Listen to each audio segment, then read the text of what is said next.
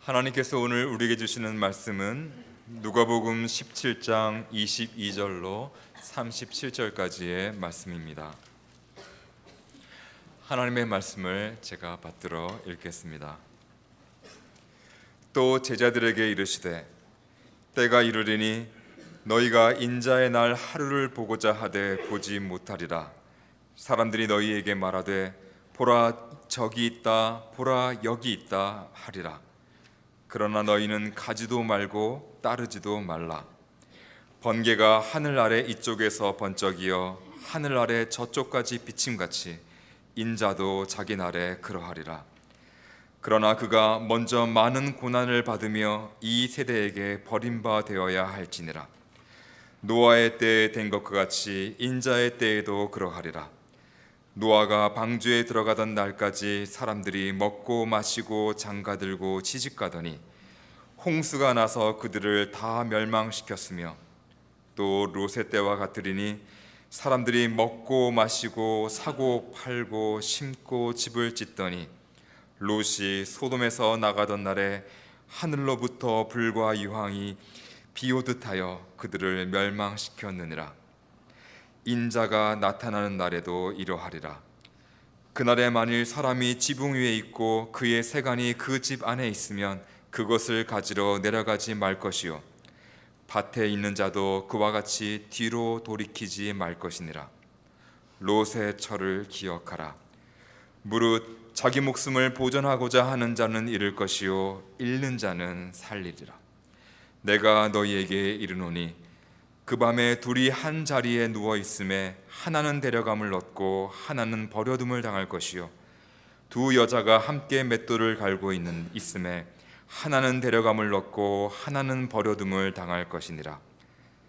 그들이 대답하여 이르되 주여 어디 오니이까? 이르시되 죽음 있는 곳에는 독수리가 모이느니라 하시니라. 아멘. 우리 할렐루야 찬양대 고맙습니다.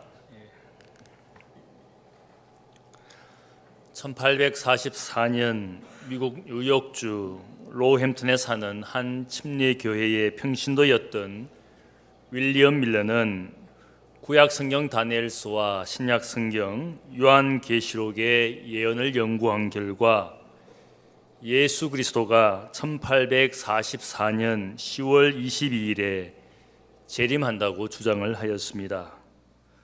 물론 이 시한부 종말론은 거짓으로 판명이 되었지만 그의 추종자 앨런 화이트라는 이 여자분은 그가 받은 환상계시와 안식일 교리 그리고 영혼 멸절설, 영원한 지옥 부재설 이런 그가 계시 가운데 받은 교리, 이 교리를 따르는 그의 또한 사람들과 함께 1860년 한 교파를 창설하였습니다.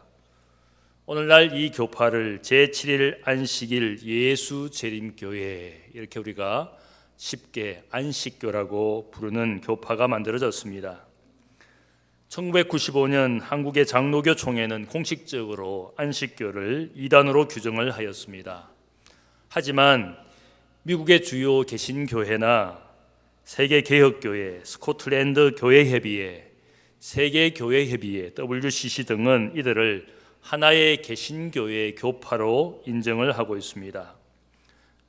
최근에 사단법인 기독교 신학사상 검정학회는 안식일 예수 재림교회의 가르침과 그들이 주장하는 28개의 교리들을 분석하고 연구한 결과 과거의 소수 사람이 이들을 이단으로 정죄한 것은 너무 한 것이었다. 그래서 이들도 하나의 개신교회 교파로 인정해야 한다라고 주장을 했습니다. 그리고는 안식교도 바로 이 다른 개신교회 교파들과 함께 대화하는 장을 마련해야 한다라고 그들은 발표했습니다. 안식일 예수 재림교회 이들의 시작이 시한부 종말론으로 시작되었기 때문에 오늘 한국교회가 그들에 대한 거부감이 분명히 존재하고 있습니다. 누가복음 17장을 보면 바리새인들이 예수님께 질문합니다. 하나님의 나라가 어느 때에 임합니까? 그들도 재림하시는 그 시기와 때를 호기심으로 물었습니다. 때와 시기를 묻는 그들에게 예수님께서 때와 시기에 대해서 대답하시지 않고 다만 그들에게 하나님의 나라가 너희 가운데 임하였느니라. 이미 시작된 하나님의 나라, 사람들 사이에서 그리고 이 땅에 시작된 하나님의 나라를 먼저 말씀해 주셨습니다. 그리고는 제자들에게 이어서 하시는 말씀이 오늘의 본문입니다. 제자들에게 말씀하시기를 너희가 인자의 날 하루를 보고자 하되 보지 못하리라. 예수님께서 이 말씀을 하신 뜻은 제자들이 그들의 살아생전에는 재림 예수의 날을 보지 못할 것이라고 하신 말씀이라고 생각을 합니다. 교회의 역사를 통하여 많은 사람들이 예수님이 다시 오시는 세상의 심판과 종말의 때를 예언처럼 말하였다가 하나같이 다 실패를 하였습니다. 안식교회 창시자 윌리엄 밀러나 그의 추종자 앤 화이트 여사의 종말론은 다 실패작이었습니다. 한때 한국 사회를 떠들썩하게 했던 다미 선교회의 이장림 목사가 1992년 10월 28일에 예수님이 재림한다고 많은 사람들을 유혹했던 적이 있습니다. 여호와의 정인을 시작한 찰스 러셀의 비가시적인 예수 재림설, 예수님께서 보이지 않게 이미 임하셨다, 그렇게 예수 재림을 주장했습니다. 몰몬교를 시작했던 조셉 스미스는 그가 받은 환상 가운데 받은 종말론에 대한 책을 몰몬경으로 만들어서 많은 사람들의 추종자가 생겼습니다. 이 모든 종교들은 거짓된 종말론에 근거하여 그들의 집단을 시작했습니다. 임박한 종말을 강조하는 시한부 종말론자들, 그리고 종말과 관련된 거짓 예언을 계속적으로 말하면서 사람들을 유혹하는 것이 오늘의 어쩌면 많은 사이비 이단의 태동이라 할 수 있습니다. 23절 말씀을 보면 예수님께서 특별히 말씀합니다. 사람이 너희에게 말하되 보라 저기 있다 보라 여기 있다 하리라. 그러나 너희는 가지도 말고 따르지도 말라. 재림과 종말을 주장하는 많은 사람들의 이야기를 결코 따라가지 말고 듣지도 말라라고 말씀합니다. 주님께서 분명히 이 종말 혹은 예수 그리스도가 어디에 임하였다, 때와 시기를 말하면서 사람들을 유혹하는 그 어떤 사람들의 주장에도 따라가지도 말고 듣지도 말라라고 했지만은 오늘 많은 이단 사이비에 빠진 사람들이 그 사람들의 소리에 귀를 기울이고 영혼을 팔아서 쇠뇌당해서 거기서 빠져나오는 모습들을 보지 않습니까? 주님께서 분명히 경고하셨음에도 불구하고 사람들이 듣지 않습니다. 이단 사이비와 같은 그런 교주나 목사들의 이야기를 듣고 그 종말론에 빠져서 인생과 가정을 망치는 사람들이 얼마나 많습니까? 분명한 경고의 말씀을 주시면서 주님께서 오늘 다시 임하시는 인자의 날이 어떤 날인지, 그것이 우리에게 어떤 의미를 가지고 있는지를 오늘 말씀을 통하여 분명히 증거해주고 가르쳐주시는 것이 오늘의 본문입니다. 인자의 날이 어떤 의미인지, 첫째는 인자의 날은 결코 비밀스럽지 않습니다. 예수님께서 자신을 호칭할 때 늘 인자, Son of Man이라는 말을 늘 사용하셔서 자기를 가리켰습니다. 이 인자라는 말은 구약 다니엘서 7장에 나오는 바로 오실 메시아를 지칭하는 말입니다. 7장 13절의 말씀을 보면 내가 또 밤중에 보니 인자 같은 이가 하늘 구름을 타고 와서 옛적부터 항상 계신 이에게 나아가 그 앞으로 인도되매 그에게 근세와 영광과 나라를 주고 모든 백성들과 나라들과 다른 언어를 말하는 모든 자들이 그를 섬기게 하였으니 그의 권세는 소멸되지 아니하는 영원한 권세요 그의 나라는 멸망하지 아니할 것이라. 이 인자 같은 이가 이 세상의 영광과 권세 가운데 임하셔서 나라를 다스리는, 영원한 나라를 다스리는 인자를 예언했습니다. 그 인자를 자신에게 주님께서, 그 인자가 자신이라고 말씀하는 것은 이 오실 메시아가 자신인 것을 분명히 세상에 증언하고 있습니다. 이 영광을 가진 메시아가 오는 인자의 날은 오늘 말씀을 보니까 모든 사람들이 하늘에서 하늘로 치는 번개와 같이 모든 사람들이 보게 되는 그날이라고 말씀하고 있습니다. 하늘에서 땅으로 치는 그 번개를 많은 사람, 세상의 사람들이 보지 않습니까? 이것은 마치 인자의 날은 어떤 소수의 사람이나 집단이 그 그리스도가 비밀스럽게 비밀스러운 장소에 임하는 그런 인자의 날이 아니라는 사실을 알려주고 있습니다. 잘못된 종말론자나 잘못된 메시아 사상을 가진 사람들이 그분 메시아를 비밀스럽게 마치 자신들만 알고 자신들만 소유한 사람인 것처럼 비밀스러운 집단을 만들어서 비밀스러운 장소에서 그 메시아를 그들이 소유한 것처럼 이야기하지 않습니까?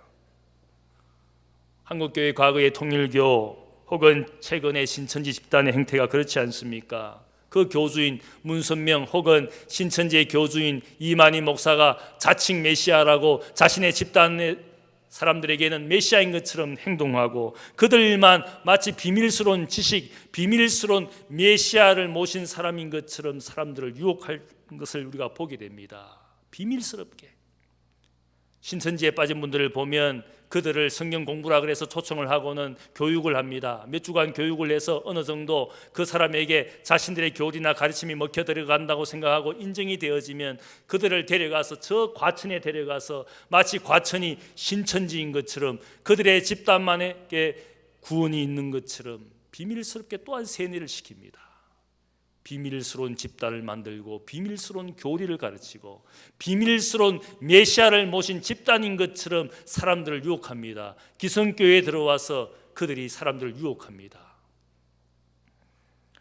비밀스럽게 임한 메시아, 비밀스러운 구원.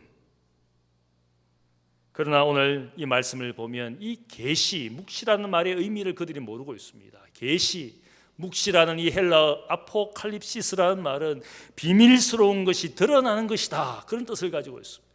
감추고 비밀스럽게 간직하는 것이 아니라 오히려 감추어진 것도 드러내었다, 모든 사람들에게 알려졌다, 그것이 묵시고 계시라는 뜻입니다. 그래서 요한계시록 1장 1절의 말씀을 보면 예수 그리스도의 계시라, 이는 하나님이 그에게 주사 반드시 속히 일어날 일들을 그들에게 보이시려고 그의 천사를 그 종 요한에게 보내어 알게 하신 것이라. 예수 그리스도의 계시, 예수 그리스도의 묵시를 알리는 이 요한계시록의 책의 모든 예언이 감춘고 비밀스럽게 한 것이 아니라 그의 종 요한을 통하여 사람과 세상에게 이 예수의 계시를 알려주신 것이다, 드러내게 해주신 것이다. 모든 사람들이 알게 되도록 특별한 사람, 특별한 집단에게만 주신 그런 묵시가 아니라는 거예요. 계시의 역할은 모든 사람들이 받아들이고 이해할 만한 것을 하나님이 주시는 것입니다. 그것이 계시라는 뜻입니다. 그래서 우리가 사도 바울이 특별히 고린도 교회 교인들 사이에서 문제가 일어났습니다. 방언의 은사를 무분별하게 사용하면서 예배 시간이나 기도 시간에 알 수 없는 그런 말들을 많이 하는 것 때문에 서로 방언의 은사를 주장하면서 서로 무분별하게 사용하는 그들을 향하여 권면하기를, 너희가 방언을 하기보다는 이 교회 생활에서 기도나 예배 생활에 특별히 강조하는 은사가 있다면 오히려 예언하기를 더 사모하라. 방언을 부정적으로 이야기한 것은 아니지만 예언의 은사를 방언의 은사 위에 두게 된 중요한 이유가 있습니다. 하나님께서 우리의 분명한 언어와 사람들이 알아들을 수 있는 말로 하나님의 뜻을 사람들이 받아들이고 가르침을 받는 그 예언의 은사를 더 하기를 사모하라. 알아듣지 못하는 말로 사람들을 가르치기보다는 하나님이 그 우리의 언어와 우리가 사람들에게 쉽게 설명할 수 있는 그런 용어로 하나님의 뜻을 계시하는 것이 더 필요한 것이다. 교회 생활에서, 신앙 생활에서 알아들을 수 없는 이야기를 할 것이 아니라 알아들을 수 있는 언어와 하나님의 분명한 뜻을 가지고 사람들을 가르치고, 그것이 예언의 은사라는 뜻입니다. 그래서 비밀스럽고 감추는 것을 결코 하나님이 원하지 않습니다. 비밀스럽고 감추는 것에는 항상 문제가 있습니다. 숨기는 것일수록 그것이 거짓과 죄일 가능성이 많습니다. 대중들에게 쉽게 드러내지 못하고 자기들만 그렇게 강조하는 거기에는 떳떳한 것이 있을 가망성이 별로 없습니다. 드러내기에는 자신할 수 없는 비진리일 가망성이 더 많습니다. 통일교의 가르침이나 혹은 신천지의 가르침을 보면 우스운 이야기가 얼마나 많은지 모릅니다. 어떻게 저런 가르침으로 사람들을 유혹했나 싶을 정도로 너무나 비상식적이고 몰상식한 이야기들이 거기에 있습니다. 어떻게 저런 이야기와 저런 가르침과 저 교주의 언어 행태와 그 모습에 저 지식인이 넘어갈 수가 있는가? 상상할 수 없는 것들이 너무너무 많습니다. 과거의 정명석, 그 지저스 모닝스타라고 자신을 메시아처럼 여대생들을 유혹한 것을 보면 웃기지도 않은 모습이 있어요. 자기 마음대로 마치 노래방에서 부르는 그 노래를 마치 새 노래, 새 예언인 것처럼 자기 마음대로 아무렇게나 흥얼거린 그 노래가 새 노래라고 여대생들이 그 앞에서 춤을 추고 그를 찬양하고 있는 그런 모양들이 나타나는 것을 보면서 비밀스럽게 감추면서 하는 그 모든 짓들이 얼마나 거짓된 것인지 알 수가 있어요. 비밀스러운 집단과 비밀스러운 교리를 강조할수록 그것은 100% 가짜이라 할 수 있습니다. 기독교는 계시의 종교이지만 그 계시를 결코 비밀스러운 것으로 하지 않습니다. 그리스도인들은 자신이 믿는 것을, 자신이 고백하는 것을 사람들에게 떳떳하게 보여줍니다. 초대교회 교인들은 세례를 받고 나서 자신이 그리스도인으로 살고 행동하면 고난과 핍박이 있을 것을 알면서도 자신이 믿는 것을, 자신이 행하는 것을 결코 두려워하지 않았습니다. 권세자 앞에서 또 혹은 임금 앞에서 로마 황제 앞에서 자신이 믿는 바를 떳떳하게 변호하고 변증했습니다. 왜냐하면 예수의 이름은 결코 감출 수 있는 이름이 아니다. 산헤드린 공의 유대교 지도자들이 다시는 예수의 이름으로 증언하지 말라고 사도들을 핍박하였지만 결코 그들은 그 이름이 감출 수 있는 이름이 아니었습니다. 왜냐하면 세상의 구주와 주가 되신 이름, 오직 예수의 이름 안에 구원의 길이 있음을 우리는 감출 수 없다. 오히려 그분의 이름은 감추는 이름이 아니라 찬양하고 고백하고 감사하는 세상의 소망이 되시는 이름이기 때문에 결코 감출 수 없다라고 그들은 마음껏 찬양하고 마음껏 고백하고 믿는 대로 그리스도인으로서 사람들 앞에 떳떳하게 행하였습니다. 예수의 이름을 감추고 사는 분들이 있습니까? 내가 그리스도인이고 하나님의 자녀라는 것을 감추면서 직장 생활하는 분이 있습니까? 그분의 이름이 비진리입니까? 그분의 이름이 여러분의 인생과 삶의 소망이 되지 못합니까? 왜 감추고 드러내지 않습니까? 마치 비밀스러운 종교인인 것처럼, 비밀스러운 결사인 것처럼 왜 세상 사람들과 여러분의 일터에서 보여주지 않습니까? 여러분의 신앙이 만일 그렇다면 신앙이 가짜일 가능성이 많습니다. 직장에서 일터에서 기도하고 예배하는 것을 왜 그렇게 두려워합니까? 내가 믿는 것이 그토록 이상한 교리이고 이상한 존재를 우리가 믿고 있는 겁니까? 사도 요한은 예수 그리스도의 계시를 드러낸다라고 증언합니다. 계시록 1장 2절을 보면 요한은 하나님의 말씀과 예수 그리스도의 증거 곧 자기가 본 것을 증언하였느니라.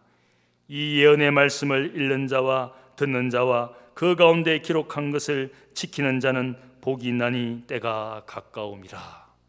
때가 가까울수록 비밀스럽게 행하고 말하는 것이 아니라 나 사도 요한은 예수 그리스도의 계시를 증언하기 위하여 내가 오늘 부르심을 입었고 이 예언의 말씀을 읽고 듣고 지키는 자가 인생의 복이다. 듣고 지키고 행하는 것은 보여주는 겁니다. 하나님의 말씀을 가까이 하고 그 말씀대로 사는 모습, 지키는 모습을 세상에 보여주는 것이 참된 인생의 복이라고 말합니다. 감출수록 여러분의 인생이 거짓된 것이 감출수록 복이 되지 못합니다. 내가 주님을 사랑하고 그분의 말씀을 사랑하고 그것을 보여주는 것이 그것이 바로 복이라고. 나 요한은 그리스도의 계시를 세상에 밝히 드러내기 위하여 그 예언의 말씀을 사람들이 읽고 듣고 지키도록 내가 이 예언의 말씀을 세상에 알리는 것이라고 그렇게 고백하고 있습니다. 구약의 선지자들이 새로운 하나님의 비밀스러운 지식을 이스라엘 백성들에게 알린 것이 아닙니다. 이미 하나님께서 주신 율법과 계명 속에 나타난 하나님의 뜻을 그가 다시 증거하는 겁니다. 이 율법과 계명을 버리고 세상과 우상을 섬기는 그들을 향하여 다시 한번 율법과 계명을 지키는 삶을 새로운 지식을 이야기한 것이 아니라 원래 우리의 삶에 주어진 계명과 율법 속에 나타난 하나님의 뜻을 전했을 뿐입니다. 이 계명과 율법에 순종하지 않는 삶은 하나님의 심판을 자초하는 것이다. 새로운 비밀스러운 지식과 새로운 비밀스러운 하나님의 뜻을 다시 나타낸 것이 아니라 이미 우리의 삶 가운데 나타나고 증언되고 있는 하나님의 뜻을 그들이 증언했을 뿐입니다. 여러분이 신앙생활을 하면서 하나님, 나를 향하신 하나님의 비밀스러운 뜻이 무엇입니까? 그 비밀스러운 뜻을 좀 알려주십시오. 그렇게 기도할지 모르겠습니다. 여러분을 향한 특별한 하나님 뜻, 하나님의 지식, 나의 미래에 특별한 하나님이 숨겨놓으신 그것을 내가 구하고 기도하고 있는지 모르겠습니다. 아무리 기도해 보아야 하나님이 알려주시지 않을 겁니다. 왜냐하면 하나님의 뜻은 이미 우리에게 분명히 증거되었습니다. 그 뜻이 무엇입니까? 너희의 부르심을 보라. 너희의 부르심은 너희가 부정하게 사는 것이 아니라 거룩하게 사는 것이 너희를 부르신 하나님의 뜻이니라. 우리를 향하신 하나님의 뜻이 무엇입니까? 항상 기뻐하라, 범사에 감사하라, 쉬지 말고 기도하라. 이는 그리스도 예수 안에서 너희를 향하신 하나님의 뜻이니라. 기도하지 않고 감사하지 않고 기뻐하지 않으면서 하나님의 뜻을 묻는다면 하나님의 뜻을 무시하는 겁니다. 나를 향하신 하나님의 뜻이 너무나 분명하게 정언되어져 있는데 무슨 비밀스러운 지식과 비밀스러운 하나님의 뜻을 늘 찾고 있다면 그것은 큰 착각입니다. 신앙생활을 잘못하고 있는 겁니다. 하나님의 뜻은 우리에게 너무나 분명히 드러나 있습니다. 이미 밝혀진 하나님의 뜻을 지키라고 사도나 모든 선지자들은 이미 분명히 드러나 있는 하나님의 뜻에 순종하라고 우리에게 말할 뿐입니다. 인생과 신앙의 삶에서 성숙한 분들의 모습이 조금씩 다릅니다. 보면 점점 더 신앙과 인생이 성숙할수록 그분의 삶이 투명해집니다. 감출 것이 없습니다. 하나님 앞에 진실되게 살고자 하는 사람들은 사람들 앞에서 늘 투명하게 살아갑니다. 감출 것이 없습니다. 내 인생의 삶에 어두운 것들이 많이 남아있으면 늘 감추게 됩니다. 그러나 내 인생의 삶이 투명해질수록 가정생활이나 혹은 교회생활이나 혹은 일터에서 감출 것이 없는 분들은 늘 자신의 삶을 투명하게 사람들에게 보여줍니다. 교회를 찾아왔는데 늘 얼굴 표정이 어둡습니다.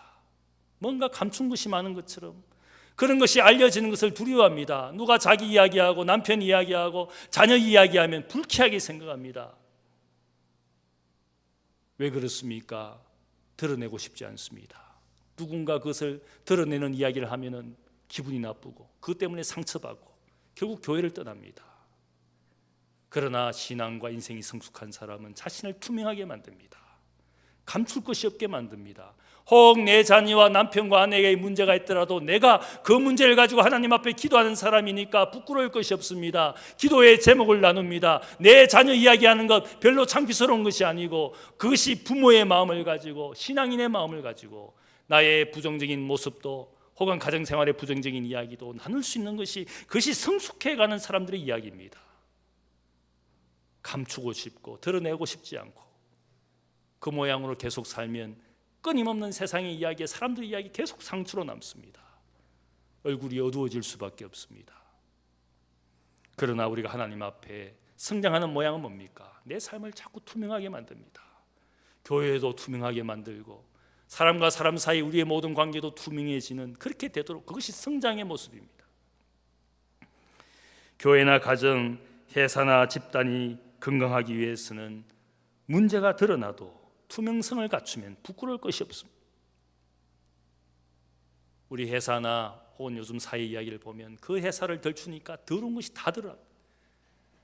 회사를 투명하지 않게 경영하다 보니까 드디어는 그 회사에 무슨 세리 감사를 받든지 세금 감사를 받든지 혹은 문제를 덜추어내면 막 드러나지 않습니까? 교회도 가정도 투명하게 만들지 못하면 결국은 하나님 앞에 그것이 결국은 우리에게 큰 문제로 나타날 때가 있습니다. 다가오는 인자의 날은 결코 여기 있다 저기 있다 누구에게만 특별히 보여지는 그런 날이 아니라 모든 사람들이 투명하게 볼 수 있는 그런 날이 우리에게 다가오는 인자의 날이라고 그렇게 말씀하고 있습니다. 두 번째 인자의 날은 준비하지 못하는 인자의 날인 것을 알려주고 있습니다. 25절 말씀을 보니까 예수님은 말씀하시기를 인자가 먼저 많은 고난을 받으며 이 세대에게 버림받아야 할지니라. 예수님께서 이 땅에 사신 첫 생에는 고난당하시고 죽게 되는 인자의 삶이라고 예언합니다. 구약성경 다니엘서에서 말씀하신 그 인자는 영광의 인자입니다. 다가올 하나님의 나라, 하나님의 나라가 이루어지게 하시는 그 나라에 계신 그 인자는 영광스러운 인자이지만 먼저 이 땅에 머물다 가신 인자의 모습은 외로운 인자입니다. 고난당하고 죽임당하시는 사람들로부터 거부당하시는 인자인 것을 알려주고 있습니다. 그러나 다시 오는 인자는 영광 가운데 다니엘서가 말씀하신 그 인자의 영광을 우리에게 이야기합니다. 그런데 그 다시 오시는 인자의 때가 어떤 때인지를 여기 알려주고 있습니다. 여전히 그 때는 불신과 불순종의 세상이 계속되는 그 세상의 모습을 이야기합니다. 마치 창세기 이야기에 나오는 노아의 때와 같고 롯의 때와 같다고 말씀합니다. 여러분이 잘 아시는 노아와 홍수 심판 이야기를 잘 압니다. 이 노아라는 사람은 경건한 사람이고 하나님 앞에 의인이었습니다. 사람들이 사는 그 인생의 모양 가운데서 그는 특별히 구별되어서 하나님의 사람으로 살고 있는데 드디어 하나님이 이 세상의 죄를 심판하시기 위하여 홍수로 심판하시겠다라고 그에게 알려주시거든 그와 그의 가정의 생명을 구원하시기 위하여 배를 준비하라고 이야기했습니다.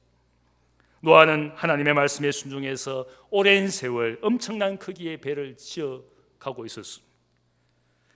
이 노아가 배를 지을 때 지나가는 모든 사람들이 물었을 겁니다. 이 멀쩡한 날에 비도 오지 않는데 왜 그 큰 크기의 배를 짓고 있느냐고 아마 지나가는 사람마다 다 물었을 겁니다. 하나님의 심판을 이야기하면서 하나님의 말씀에 순종하여 이 배를 짓고 있노라고 말했을 때 얼마나 많은 사람들이 비웃었겠습니까? 조롱하고 비웃고 그가 하는 이야기가 얼마나 말도 되지 않는 이야기인지 그렇게 아마 조롱했을 겁니다. 말씀을 보면 노아가 방주에 들어가는 그날까지 사람들이 먹고 마시고 장가가고 시집가고 마음대로 마지막 순간까지 사람들이 살았다. 바로 인자가 임하는 그때가 바로 이런 날과 같다. 그렇게 말씀합니다. 창세기 6장을 보면 하나님께서 사람의 죄악이 세상에 가득한 것을 보고 인간의 마음으로 계획하는 모든 것들이 악할 뿐이고 그래서 사람 지은 것을 하나님이 한탄하셨다. 마음에 근심하셨다. 그런 말씀이 있습니다. 먹고 마시고 결혼하는 일상에서 그들의 모습이 무엇입니까? 창조주 하나님을 인정하지 않습니다. 그들은 무신론자들이었고 세상의 기쁨을 즐기는 쾌락주의자들이었습니다. 일상적인 삶에서 그들의 영혼 깊은 곳에는 세상의 기쁨과 낭에 취해 있는 무신론자들이었습니다. 방주를 짓고 있는 노아가 우습게 보였습니다. 그 생산과 시간이 영원할 것이라고 먹고 마시며 즐기는 삶을 살았습니다. 인자의 날이 노아의 때와 같다는 것은 사람들이 여전히 복음을 거부하고 예수와 방주 같은 교회의 존재를 조롱하고 하나님 없는 일상적인 기쁨에 취하여 사는 것이 인자의 때라고 말씀하고 있습니다. 세상을 보면 어떻습니까? 사람들이 많은 종교가 있음에도 불구하고 기독교를 유난히 미워합니다. 정오합니다. 교회가 좋은 일을 하는 것도 분명한데 교회의 부정적인 모습 혹은 사람들의 부정적인 모습을 더 덜추어냅니다. 방송은 기독교나 교회나 목사가 무엇을 했다 그러면 덜추어내어서 그것을 비방하는 것을 즐기는 것처럼 세상이 교회를 반박하고 미워하지 않습니까? 오히려 불교나 절은 거기에도 많은 문제가 있지만 템플스테이 그렇게 고상하게 보입니다. 천주교 성당에서 멋지게 수군을 뒤집어쓰고 기도하는 여인의 모습을 그렇게 부러워하고 좋은 이미지로 밝혀줍니다. 그러나 교회의 모습에 대해서는 예수의 이름을 말하는 사람 혹은 예수 전하는 사람들에 대해서는 그토록 적대시합니다. 그것이 영적 세상입니다. 노아를 조롱하는 것처럼 교회를 조롱합니다. 예수의 이름을 조롱합니다. 그것이 세상입니다. 인자가 임하는 그날이 노아의 때와 같다. 먹고 마시고 즐기는 그들을 향하여 그것이 바로 인자의 때라고 말씀하고 있습니다. 소돔 땅에 살았던 롯의 때도 인자가 나타나는 날과 같다고 주님이 말씀합니다. 창세기 이야기를 보면 아브라함과 그의 조카 롯이 고향 땅을 떠나서 가나안 땅에 들어왔습니다. 하나님이 그에게 복을 주셔서 이 아브라함 삼촌 아브라함과 조카 롯이 큰 부자가 되었습니다. 많은 가축들을 가지게 되었습니다. 더 이상 함께 살 수가 없게 되어서 아브라함이 조카 롯에게 말합니다. 네가 먼저 네가 좋아하는 땅을 목초지로 삼고 거기에 살라 선택권을 주었습니다. 조카 롯이 눈을 들어보니까 저 소알 평지에 있는 소돔성이 그렇게 멋지게 보였습니다. 풍요로운 땅으로 보였습니다. 조카 롯이 그 땅을 택했습니다. 거기로 이사를 갔습니다. 처음에는 소돔성 앞에 장막을 치고 목초지에서 자신의 양들을 키웠습니다. 살다 보니까 소돔성이 너무 좋아 보였습니다. 풍요롭고 멋진 도시 문화가 기다리고 있었습니다. 결국은 조카 롯이 소돔성 안에 들어가 살게 됩니다. 거기서 소돔 여인 아내를 만나고 결혼합니다. 두 딸을 낳았습니다. 두 딸을 장성시켜서 두 딸의 배우자로 소돔 남자를 택하여 결혼을 시켰습니다.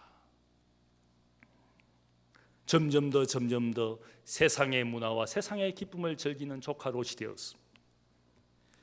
이 소돔성에 대한 악을 하나님이 보시고 드디어 심판하기로 결정했습니다. 두 천사를 보내어 심판하도록 길을 가게 하셨는데 아브라함이 두 천사를 만났습니다. 자기 집에 영접하고 접대할 때에 하나님께서 이 두 천사를 보내어서 조카 롯이 살고 있는 저 소돔을 심판하실 것이라는 이야기를 듣고 두 천사를 붙들고 기도했습니다. 저 소돔 땅에 의인 50명이 있으면 그들과 함께 그 의인도 멸망시킬 작정입니까? 간절히 청하였습니다. 중보하였습니다. 마지막에 의인 10명만 남아도 심판하지 않고 구원할 것이라는 약속을 받았습니다.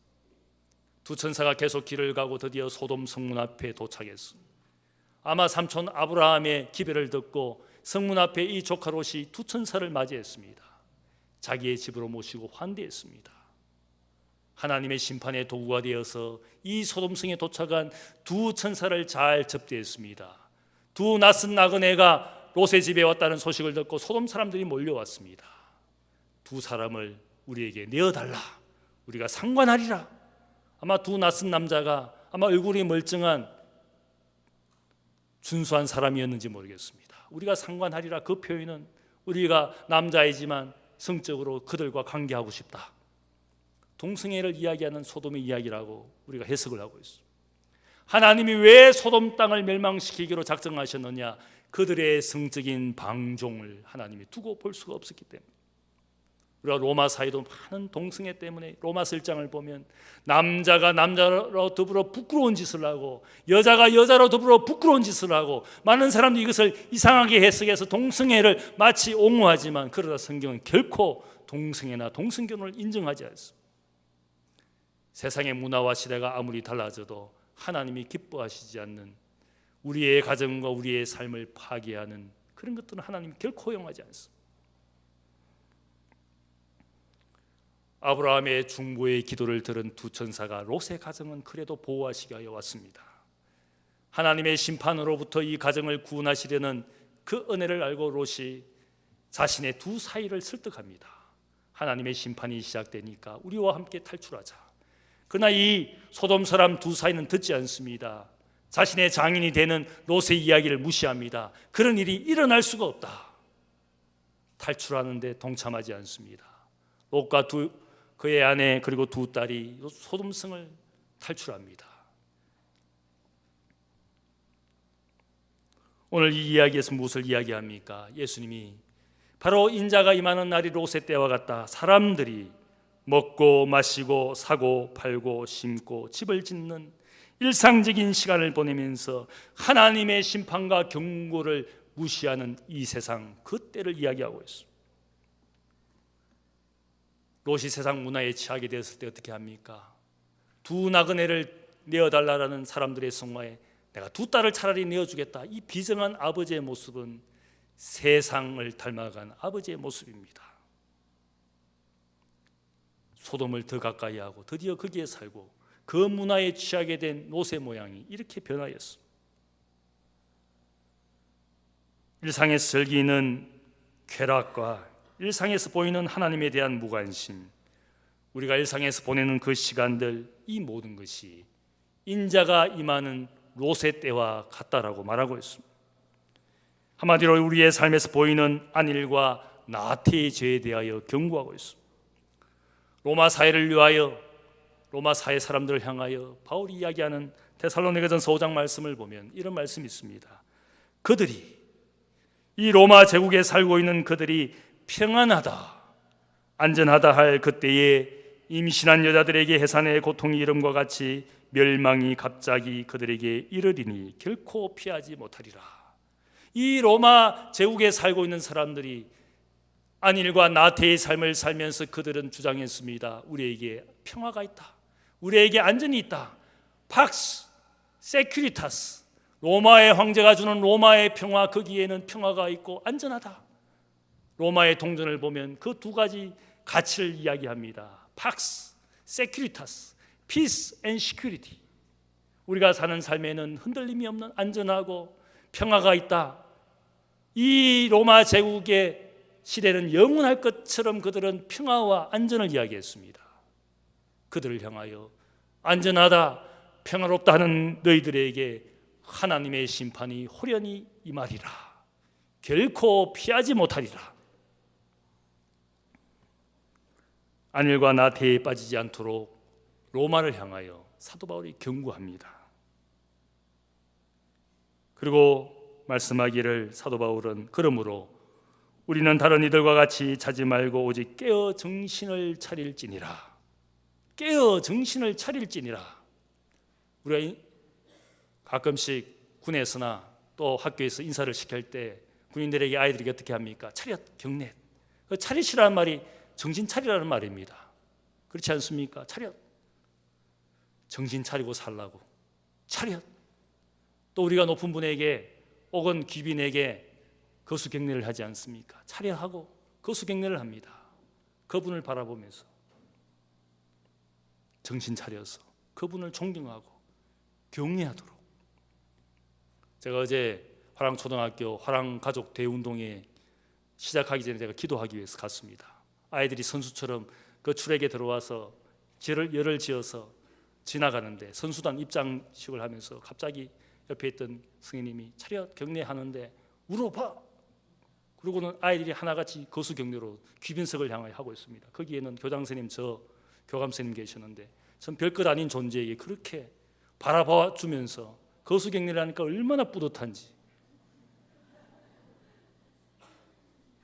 귀빈석을 향해서 아이들이 거수경례를 하는 그 모습을 보면서 하나님이 우리 인생이 살아가야 될 모양으로서 밤에 속한 사람이 아니라 낮에 속한 자녀가 되고 빛의 자녀가 되어서 정신을 차려 깨어서 그분을 바라보면서 그분에게 거수경례를 하면 바라보시는 하나님께서 얼마나 기뻐하실까, 그런 생각을 했습니다. 우리 서로 이야기하고 서로 묻겠습니다. 서로 이야기해 주면 좋겠습니다. 정신 차려. 정신 차려. 정신 차리고 살아야 되지 않겠습니까? 인생의 세월이 이렇게 가는 것 같지만 거기에는 하나님을 불신하고 불순종하는 우리의 일상의 삶이 있습니다. 먹고 마시고 장가가고 시집가고 일상의 삶에 아무런 문제가 없는 것이 아니라 거기에 무신론적인 세상의 기쁨에 취하여 사는 우리의 일상이 거기에 있습니다. 인자의 때는 노아의 때와 같고 롯의 때와 같아. 사람들이 먹고 마시고 사고 팔고 집을 짓고. 세 번째로 인자의 날은 우리를 구별하게 하시는 날입니다. 평소에 신실한 사람, 일상에 하나님의 뜻을 생각하고 실천하는 사람을 구별하시기 위하여 준비하지 않은 때에 인자가 오신다고 말합니다. 사람들이 어떤 사람인지를 우리가 구별하는 최선의 방법이 있습니다. 불시에 그 사람의 가정에 가든지, 불시에 그 사람의 회사에 가든지, 준비하지 않은 때에 일상적인 삶을 사는 그때에 불시에 그를 찾아가면 그가 어떤 사람인지 다 알 수가 있습니다. 목사도 저는 그런 생각합니다. 불시에 신방을 가야 된다. 스케줄 잡지 않고 불시에 그 사람의 가정에 가보고, 그죠? 우리가 감사를 할 때도 불시에 감사를 가면 그 회사의 그 모든 집단의 모든 모습이 드러나지 않습니까? 하나님께서, 주님께서 왜 그 때와 시기를 우리에게 말씀해 주시지 않은가 생각해 보니까 불시에 오시려고, 그러면 진짜 신실한 종인지 신실하지 않은 종인지 그때 다 알 수가 있는 겁니다. 때와 시기를 이야기하면 다 모양은 갖추려고 합니다. 그러나 불시에 오시면 그가 진짜 하나님 앞에 신실한 종인지를 알 수가 있습니다. 만일 오늘 저녁에 예수님이 오신다고 가정하면 아마 이 교회 본당이 꽉 차서 아마 여러분이 앉을 자리가 없을 겁니다. 주님이 오늘 저녁에 오시면 아마 놀러 갔던 사람들도 차를 몰고 돌아올 겁니다. 이 교회당 좌석이 남아있지 않을 겁니다. 그래서 저는 참 그게 감사합니다. 불시에 와야지. 내가 혼자 열심히 평소에는 신실하게 살았는데 나중에 주님 오신다고 몇 월 며칠 몇 시에 오면 평소에 신앙생활하는 모든 사람들이 내 곁에 앉아있으면 내가 얼마나 마음이 상하겠습니까? 하나님이 불시에 우리에게 오시는 것은 최선의 공의의 시간이기 때문에 하나님이 우리에게 때와 시기를 알려주시지 않습니다. 다만 온다, 반드시 올 것이다, 수백 번 우리에게 말씀해 주셨습니다. 31절을 보면 사람이 지붕 위에 있다가 그날이 오면 세간을 가지러 집 안에 들어가지 말고 밭에 있다가 인자의 날이 오면 다시 뒤로 돌이키지 말라고 경고해 주셨습니다. 하나님의 심판이 시작되었는데 사람들이 여전히 물질이나 세상의 무엇에 미련을 두고 마지막까지 애쓰는 모습을 보여주고 있습니다. 심판이 시작되었음에도 불구하고 여전히 물질과 부의 종로로 타는 권력과 지위에 여전히 인생을 팔고 있는 인생의 모습이 크게 있습니다. 마지막까지 노아가 방주에 들어가는 그 시간까지 사람들이 미쳐 있습니다. 세상의 기쁨에 취해 있고 세상 물질에 미련을 두고 마지막 순간까지, 그것이 우리의 인생의 모양입니다. 주님께서 분명히 말씀합니다. 롯의 아내를 기억하라. 뒤돌아보다가 불타는 소돔성을 바라보다가 거기에서 자라나고 그 문화에 취했던 그 여인이 하나님의 구원을 기뻐하기보다 그 세상 미련 때문에 뒤를 돌아보다가 그의 생명을 잃은 그 여인을 기억하라. 오늘 말씀 보면 그날은 둘 중 하나만 데려감을 얻고 하나는 버려둠을 당하는 날이 될 것이다. 둘 중에 한 사람. 이 말씀은 어쩌면 둘 중에 하나의 선택을 이야기합니다.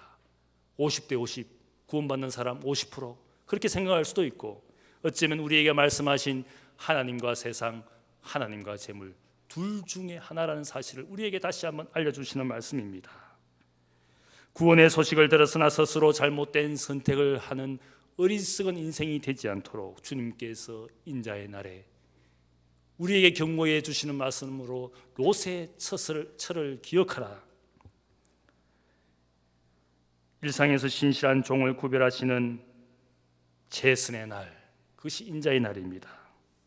준비하지 않은 때에 주인이 불시에 방문하시고 임하실 때 우리가 부끄럽지 않은 종이 되도록 여러분의 일상에서 신실하게 살아가시기를 주님의 이름으로 축복합니다. 인자의 날이 우리에게 심판이 아니라 구원의 날이 되시기를 주님의 이름으로 축복합니다. 기도하겠습니다. 사랑의 아버지 하나님, 감사합니다. 하나님 아버지, 이 땅에 살아가는 우리의 일상의 삶이 하나님의 뜻을 생각하고 하나님의 기쁨을 생각하고 사는 인생인지, 세상 낙과 세상 기쁨에 취하여 인생의 시간들을 허비하지 않게 하여 주옵소서. 먹고 마시고 장가가고 시집가고 사고 팔고 집을 짓는 인생의 수고에 하나님이 없다면 우리의 모든 것들이 허망함을 주님 앞에 고백합니다. 인자의 날을 기다리는 신실한 종이 되게 하여 주옵소서. 감사하며 예수님의 이름으로 기도하옵나이다. 아멘.